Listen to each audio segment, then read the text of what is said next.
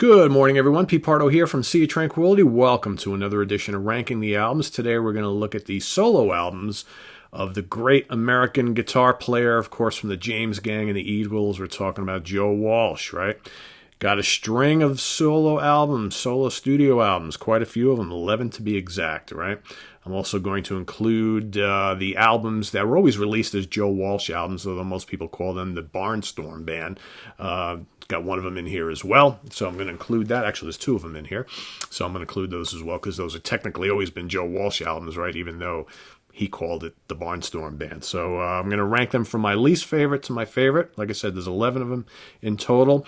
There's a couple of them that I don't own the physical copies, but I've heard them numerous times, all right? I just, for whatever reason, never went and got them on CD, all right? But familiar with them. So we're going to start off here, and again, feel free to rank them as you like them as well. If you want to do all 11, you want to do your top 5, your top 10, whatever you want to do. Remember, we hear these all differently, so our rankings are all going to be different, right? There's no right or wrong answer here. So I'm going to start off with 1992's Songs for a Dying Planet. It was his last solo album for quite a while.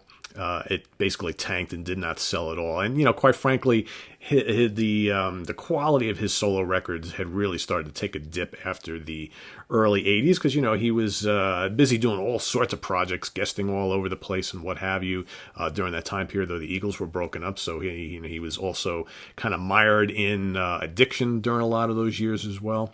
So the quality of a lot of those albums are not quite good. Songs for a Dying Planet, not very good. Probably my least favorite Joe Walsh solo album. Just not a lot to really recommend. A lot of kind of humorous kind of tinged lyrics and songs going on. Not a lot of like rock and guitar work or anything like that. Some good pop stuff. He dabbles in a little folk, but it's not anything that's overly memorable. The same thing can be said for number 10, Got Any Gum from 1987.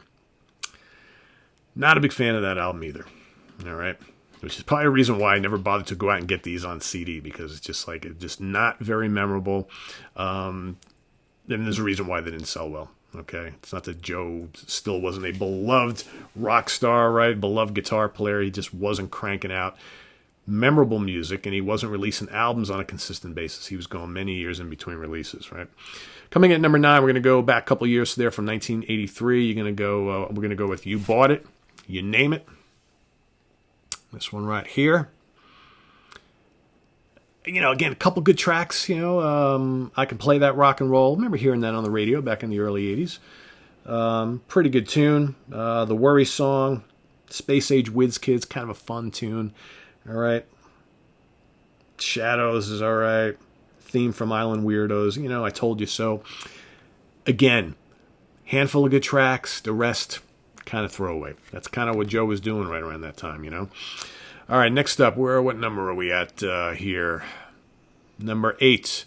Going to go with another one that I don't have, but I actually like this one, Ordinary Average Guy from 1991. That's probably one of his better records from that period. Again, title track was played on the radio quite a bit. That's actually a fun song, right? That kind of reminds me of some of his earlier material. A lot of the rest of the album, though, just kind of lacking that spark, right? Just lacking the spark, which I think he kind of recaptured with 2012's Analog Man, which this is the most recent solo album he put out. This is actually a pretty good, strong album, I think. All right, Joe, kind of a good comeback for Joe. The title track is a lot of fun. All right, what else we got on here? Spanish Dance is a good song. Family.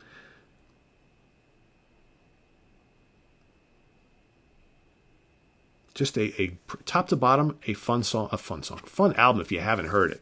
I think that, remember I gave this a try when it first came out because it just seemed like it'd been forever since I heard anything new from Joe Walsh, aside from the sporadic stuff he's done with the Eagles. And I think that this kind of recaptured, some of that old Joe Walsh spirit, like Wrecking Ball, another good track on here. So I dig that. If you haven't heard Analog Man from 2012, definitely recommend it. All right, coming to number 6, we're going to go in 85's The Confessor. Another pretty good album, I think. All right, cool album cover.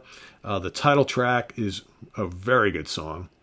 You got Bubbles on here, I Broke My Leg, 15 Years.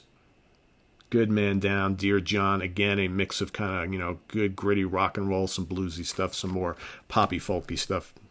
Good album. I like The Confessor. 1981, There Goes the Neighborhood is going to come in at number 5. Okay. Everybody remembers that cover, right? When this came out. And again, nothing on here. Life of Illusion is probably the most notable track on here. That's a good kind of hard rocker. Bones is also solid. Things, Made Your Mind Up, Down on the Farm. This was a fairly good seller for him.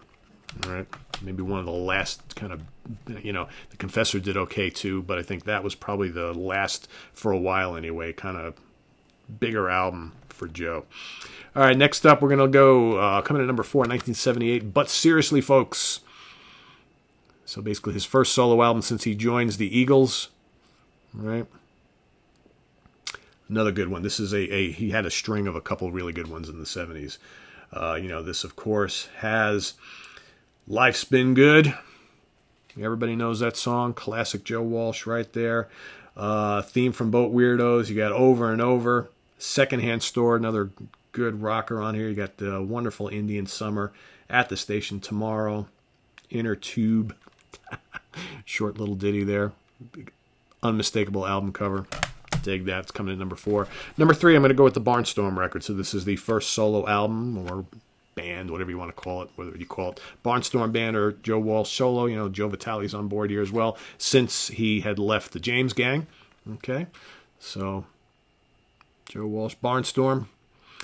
Kind of, the last album he did with the James Gang was kind of had a lot of folky stuff, some like country rock stuff and things like that. Continuing on with that trend on here. Here we go. You got Midnight Visitor. What else? Bird Call Morning. Gorgeous song. Gorgeous song. The first rendition of Turn to Stone, he would later do that again on another album, and that's a cranking heavy rock song. Just a kind of a more introspective album, I think. Less relying on a lot of the guitar histrionics as you would get on some other albums, and more of kind of like a folkier album. Folk leanings, I should say. Number 2, I'm going to go with 74, So What. I dig this album. Classic cover on there, too. All right, of course, this has more stellar tracks. Welcome to the Club. This also has another version of Turn to Stone, which I think is even better than on the Barnstorm album. Help Me Through the Night. Time Out.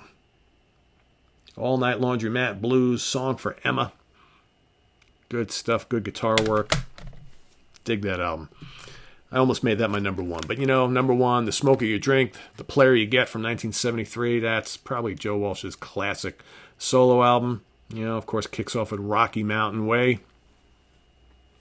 Legendary song. You got Midnight Moody's, Meadows, Dreams, Days Gone By, Bookends, Wolf. Good rock and roll album. Good guitar work. This is, if you're going to recommend a Joe Walsh solo album to anybody, I would say that's a good bet. That or this one. My top 4.